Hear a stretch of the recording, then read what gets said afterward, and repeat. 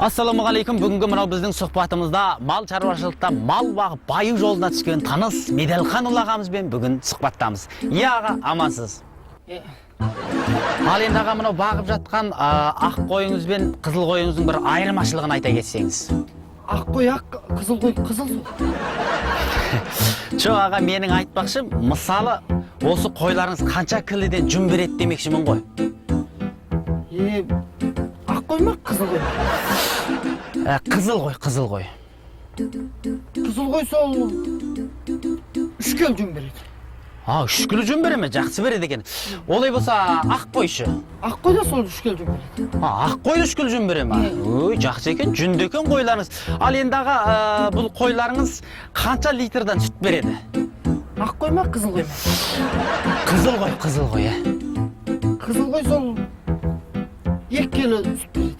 2 келі сүт береді дейді. Сүтті қойлар екен ғой қойларыңыз. Ал олай болса ақ қойларыңызшы? Ақ қой да сол 2 келі сүт береді. Оқсас екен ғой бұл. Ал енді ондай болса мақұл, бұл қойларыңызды бүтіндей сатқанда қанша килограммнан ет береді? Ақ қой ма, қызыл қой ма? Мақұл, қызыл қой. Ал, қызыл қой.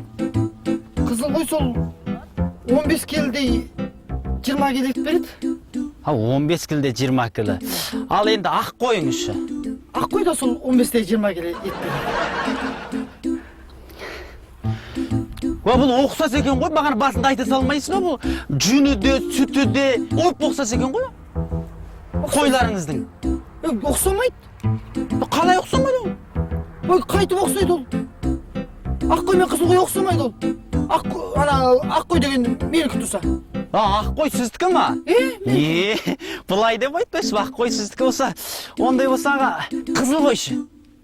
Қызыл қой да менікі. Не болды? Өз кімді ақымақ қып тұрсыз өзі? Ақ қой ма, қызыл қой ма? Қойшы бол.